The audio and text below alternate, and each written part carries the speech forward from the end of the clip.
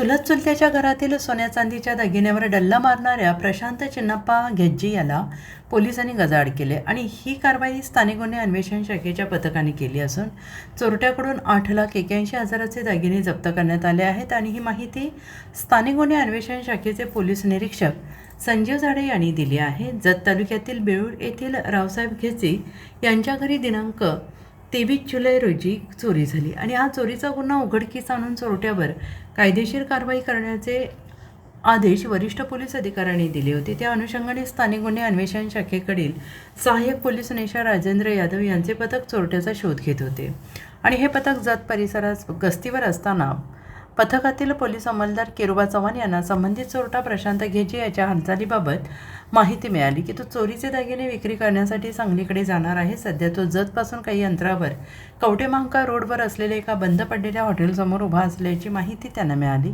या माहितीच्या आधारे पोलिसांनी तातडीनं कारवाई करत संशयित चोरटा प्रशांत घेज्जी राहणार डोणीपीर वस्ती बेळूर तालुका जत याला ताब्यात घेतलं आणि त्याची अंगझडती घेतल्यानंतर त्याच्या पॅन्टच्या खिशामध्ये सोन्याची चैन, झुमके, पट्टी, अंगठी, गंठण आणि इतर सोन्याचे दागिने, चांदीच्या वस्तू सापडल्या। या ऐवजाबाबत पोलिसांनी कसून चौकशी केली असता त्याने चुलत चुलत्याच्या घरी चोरी केल्याची कबुली दिली। चुलत्याच्या घरी कोणी नसल्याचं पाहून त्यांच्या घराला आतून असलेली कडी काढून स्वयंपाकघरातील डब्यात ठेवलेले दागिने आणि रोख रक्कम चोरली असल्याचं त्याने म्हटलंय।